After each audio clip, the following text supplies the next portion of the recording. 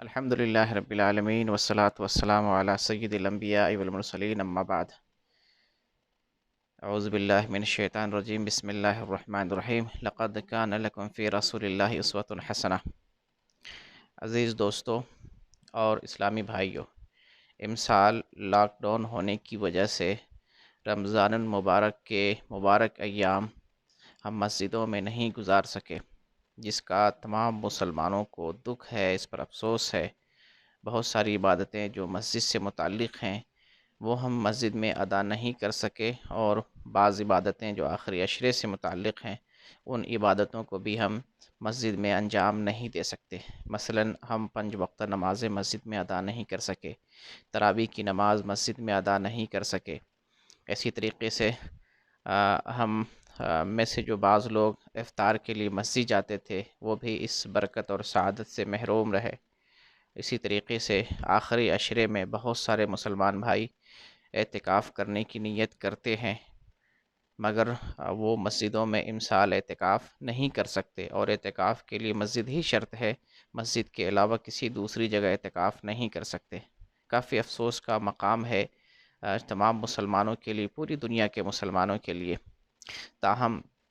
نبی کریم صلی اللہ علیہ وسلم نے جو دین دیا ہے، اللہ رب العزت نے ہم سب کو جو پیارا دین نصیب فرمایا ہے، اس دین کے اندر اللہ نے ہر قسم کی خوبی رکھی ہے،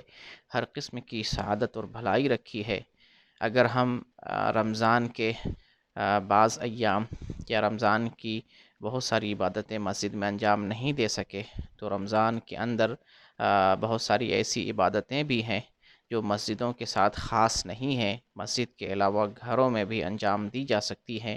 اور وہ بڑی عظیم عبادتیں ہیں، بڑے عظیم لمحے ہیں، وہ ہم کہیں بھی کسی بھی جگہ پہ گزار سکتے ہیں، اور اس کا ثواب ہو بہو اسی طریقے سے ہمیں ملے گا جو قرآن و حدیث میں بیان کیا گیا ہے۔ آئیے چلتے ہیں نبی کریم صلی اللہ علیہ وسلم کی ایک پیاری حدیث کی طرف، آپ صلی اللہ علیہ وسلم کے اس فرمان کی طرف جس کا تعلق رمضان کے آخری عشرے سے ہے۔ اگر ہم نے رمضان کا پہلا عشرہ، دوسرا عشرہ مسجد میں نہیں گزار سکے، یا ان عشروں میں 2 عشروں میں شروعاتی بہت ساری عبادتوں کو مسجد میں انجام نہیں دے سکے، تو آئیے آخری عشرے کو ہم کیسے گزارتے ہیں احادیث رسول کی روشنی میں جانتے ہیں، اور کثرت کے ساتھ عبادت کر کے اللہ تعالیٰ سے کثرت کے ساتھ ہم اجر و ثواب حاصل کر سکتے ہیں۔ نبی کریم صلی اللہ علیہ وسلم کے متعلق حضرت عائشہ رضی اللہ تعالی عنہ بیان کرتی ہیں، کان رسول اللہ صلی اللہ علیہ وسلم یجتہد فی العشر الاواخر ما لا یجتہد فی غیرہ۔ یہ صحیح مسلم کی روایت ہے 1175 نمبر کی، کہ نبی کریم صلی اللہ علیہ وسلم رمضان کے آخری عشرے میں عبادت میں اتنی محنت کرتے جتنی محنت اور دنوں میں نہیں کیا کرتے تھے۔ تو نبی کریم صلی اللہ علیہ وسلم رمضان کے آخری عشرے میں کافی زیادہ محنت کرتے تھے، اور اس کی وجہ یہ ہے کہ آخری عشرے میں اللہ رب العزت نے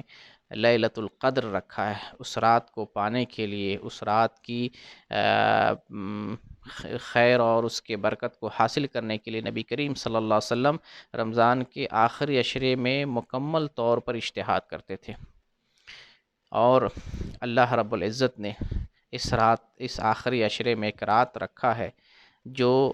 لیلۃ القدر کے نام سے موسوم ہے، اور اللہ رب العزت نے لیلۃ القدر سے متعلق قرآن میں مکمل صورت نازل کی ہے، جس میں اس رات کی فضیلت کو اللہ رب العزت نے بیان کیا۔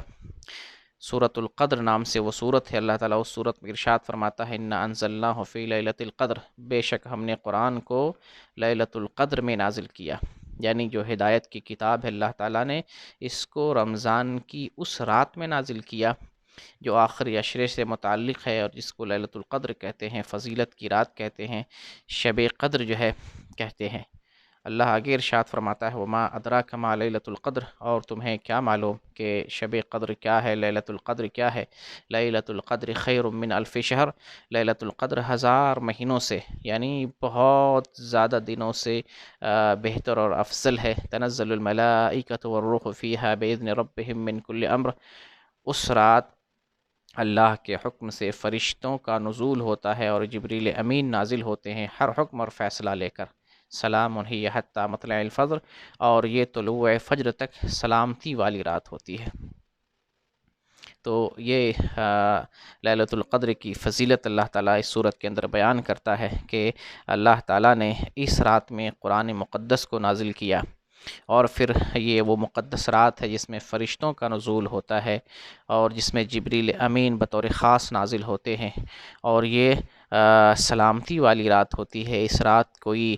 شر نہیں ہوتا، شیطان کا کوئی مکر و فریب نہیں ہوتا، مومن بندہ اطمینان و سکون کے ساتھ اس رات عبادت کر سکتا ہے۔ اور اس رات قیام کرنے کا اجر بخاری شریف کی حدیث کے اندر مذکور ہے، من قام لیلۃ القدر ایمانا و احتسابا غفر له ما تقدم من ذنبه، جو شخص شب قدر میں ایمان رکھتے ہوئے اور اللہ تعالیٰ سے اجر و ثواب کی امید کرتے ہوئے شب بیداری کرتا ہے اور قیام اللیل کرتا ہے، تو اللہ تعالیٰ اس کے سابقہ تمام گناہوں کو معاف کر دیتا ہے۔ اور بڑی ہی بدنصیبی ہے ان لوگوں کے لیے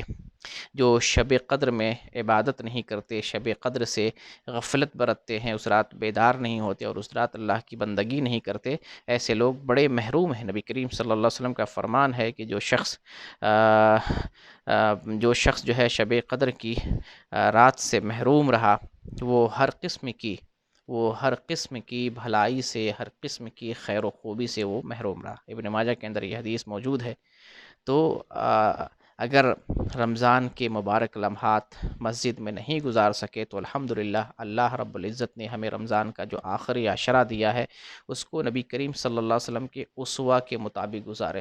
اللہ تعالیٰ قرآن میں ارشاد فرماتا ہے، لَقَدْ كَانَ لَكُمْ فِي رَسُولِ اللَّهِ أُسْوَةٌ حَسَنَةٌ، بے شک تمہارے لیے نبی کریم صلی اللہ علیہ وسلم کی زندگی میں بہترین نمونہ ہے، بہترین آئیڈیل اور بہترین اسوہ ہے۔ اور آپ صلی اللہ علیہ وسلم کا اسوہ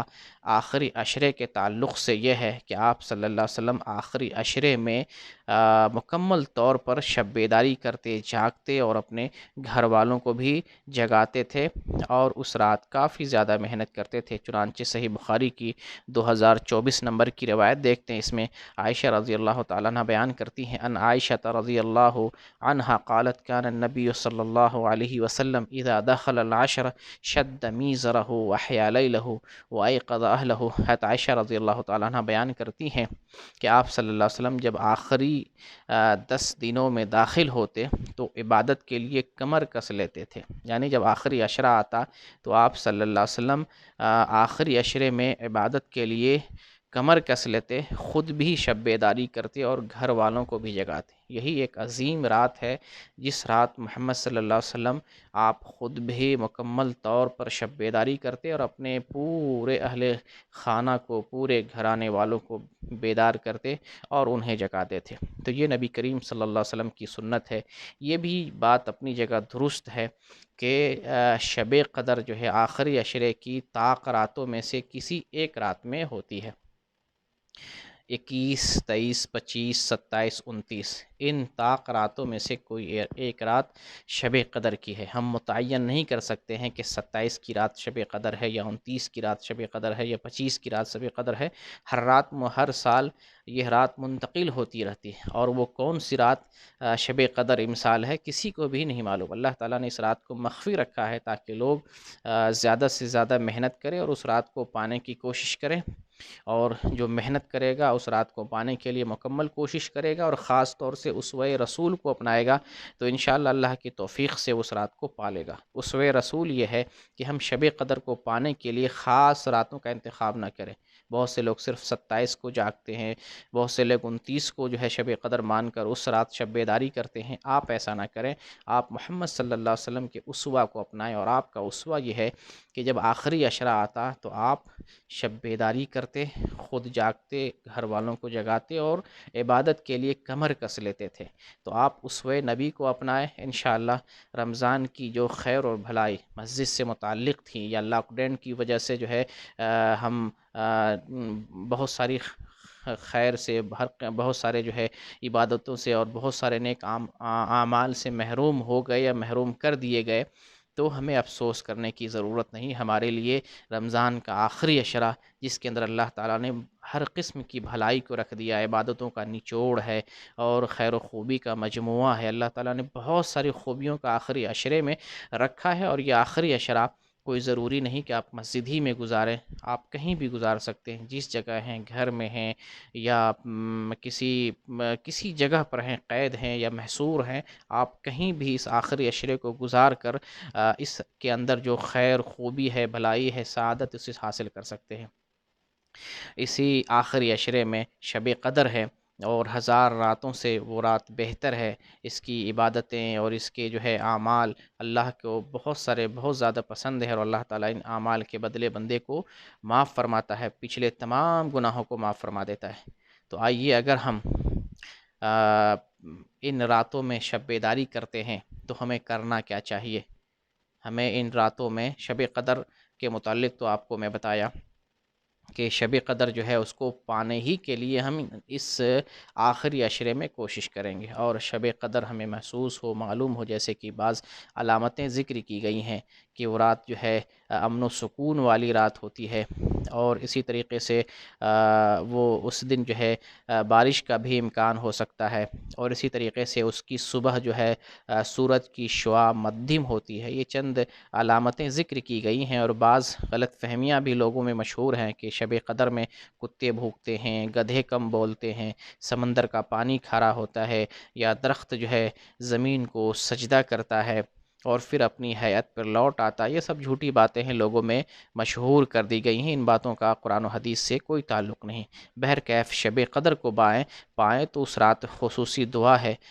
شب قدر کی، وہ ہے اللہم انک عفو تحب العفو فاعف عنی، کہ اے اللہ تو معاف کرنے والا ہے، معافی کو پسند کرتا ہے، لہٰذا تو ہمیں معاف فرما دے۔ اس دعا کو شب قدر میں کثرت سے پڑھنا چاہیے۔ اور البتہ جو آخری عشرہ، پورا عشرہ جو ہم گزاریں گے وہ کس طریقے سے گزاریں گے؟ وہ آخری عشرہ پورا ہمارا جو ہے تہجد گزاری میں ہونا چاہیے، قیام اللیل میں گزرنا چاہیے، قرآن کی تلاوت میں گزرنا چاہیے، ذکر و اذکار میں گزرنا چاہیے، دعاؤں میں گزرنا چاہیے۔ اللہ تعالیٰ سے وہ چیزیں مانگیں جن کی ضرورت ہے، جو ہم صدیوں سے تمنا رکھتے ہیں کہ مکہ یا مدینہ جا کر اللہ تعالیٰ سے مانگیں گے، یا کسی بزرگ ہستیوں کے ذریعے ہم دعا کروائیں گے، یا کسی امام مسجد یا جو ہے نیک آدمی کے ذریعے اللہ تعالیٰ سے دعا مانگیں گے۔ خود سے ان راتوں میں، ان دنوں میں اللہ تعالیٰ سے دعائیں کریں، جو حاجت آپ کی ہے، جو ضرورت آپ کی ہے، جو مشکل آپ کی ہے، ان مشکلوں کو ٹالنے کے لیے اللہ تعالیٰ سے دعائیں کریں، گڑ گڑائیں، روئیں، اور خاص طور سے توبہ کا الزام کریں، اپنے گناہوں کو معاف کرنے کے لیے، معاف کرانے کے لیے، اللہ تعالیٰ سے بخشش طلب کرنے کے لیے، اور اللہ کی رضا پانے کے لیے، اور جنت کو پانے کے لیے، اور اللہ تعالیٰ سے رضا، اللہ تعالیٰ کی خوشنودی حاصل کرنے کے لیے کثرت سے توبہ کریں، گڑ گڑائیں، اپنے گناہوں کا تذکرہ کر کے، اس پر شرمندگی کا اظہار کر کے اللہ تعالیٰ سے سچے دل سے توبہ کرے۔ اللہ اپنے بندوں کو معاف کرنے والا ہے۔ تو یہ سارے اعمال رمضان کے آخری عشرے جو 10 دن یا 9 دن ہوتے ہیں، ان ایام میں ہمیں انجام دینا چاہیے۔ بطور خاص جو ہے عبادت کے لیے ہمیں کمر کس لینا چاہیے، اور عبادت میں بھی بطور خاص ہمیں دعا کا التزام کرنا چاہیے، سجدے میں، یا اسی طریقے سے جو ہے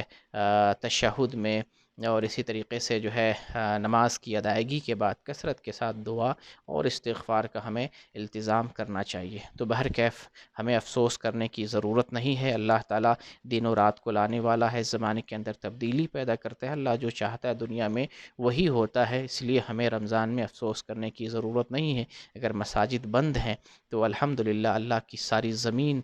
مسجد ہے۔ نبی کریم صلی اللہ علیہ وسلم کو اللہ تعالیٰ نے بہت ساری خصوصیتوں سے نوازا ہے جو اور پیغمبروں کو نوازا نہیں۔ تو ان بہت ساری خوبیوں میں سے ایک خوبی یہ بھی ہے آپ صلی اللہ علیہ وسلم کی، کہ اللہ تعالیٰ نے محمد صلی اللہ علیہ وسلم کے لیے پوری دنیا کی زمین کو مسجد بنا دیا ہے۔ آپ کسی بھی جگہ رہ کر، ٹھہر کر، محصور ہو کر، قید ہو کر رب کی بندگی کر سکتے ہیں۔ ہمیں کف افسوس ملنے کی ضرورت نہیں ہے۔ اہم چیز یہ ہے کہ رمضان کے آخری عشرے کو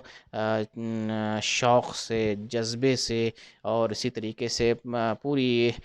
چستی کے ساتھ، پوری پھرتی کے ساتھ ہم اللہ تعالیٰ کی عبادت اور اس کی رضا پانے کے لیے ہم گزاریں انشاءاللہ۔ یہ آخری عشرہ ہمیں اتنا فرحت دے گا، اتنی خوشی دے گا اور اتنے اجر و ثواب سے نوازے گا جس کا ہم تصور نہیں کر سکتے۔ الحمدللہ ہم ابھی فارغ البال ہیں، آخری عشرے میں کہیں کام پر نہیں ہے، کسی کمپنی میں نہیں ہے، کہیں کسی جگہ مشغول نہیں ہے، پورا وقت ہمارے پاس ہے، پورا ٹائم ہمارے پاس ہے، سارے گھر والے اکٹھے ہیں اور نبی کریم صلی اللہ علیہ وسلم کا اسوہ ہمارے سامنے ہے۔ نبی صلی اللہ علیہ وسلم کا اسوہ اپناتے ہوئے اپنے گھر والوں کے ساتھ آخری عشرے میں عبادتوں پر محنت کریں اور اللہ تعالیٰ سے دعائیں کریں، کثرت سے توبہ کریں۔ انشاءاللہ رمضان کا یہ مبارک مہینہ اگر آخری عشرے میں ہم محنت کرتے ہیں تو ہماری نجات کے لیے کافی ہو جائے گا، ہمارے گناہوں کی بخشش کے لیے کافی ہو جائے گا، اللہ کی رضا کو پانے کے لیے کافی ہو جائے گا۔ اللہ تعالیٰ سے دعا ہے بار الہ ہم سب کے گناہوں کو معاف فرما دے اور لاک ڈاؤن کی وجہ سے جو عبادتوں میں سستی پیدا ہوئی ہے، اللہ ان سستیوں کو تو دور فرما دے، ہمارے اندر ہمارے اعمال میں اخلاص پیدا کر دے، ہمیں للہیت سے نواز دے۔ بار الہ تو غفور الرحیم ہے، ہمارے سارے گناہوں کو معاف فرما، امت مسلمہ کی پریشانی کو دور فرما، جہاں جہاں مسلمان پریشان حال ہیں یا کفار کے شر کے شکار ہیں تو اپنی حفاظت میں لے اور کافروں کو تو اپنی طرف سے عبرتناک سزا دے تاکہ وہ مسلمانوں پر حملہ کرنے سے یا ان کو جو ہے ستانے سے پرہیز کر سکے۔ مسلمانوں کو بھی بار الہ تو توفیق دے کہ وہ ایک جگہ جمع ہوں اور دین پر سختی سے عمل کر سکیں۔ آمین۔ وآخر الدعوانا ان الحمد للہ رب العالمین۔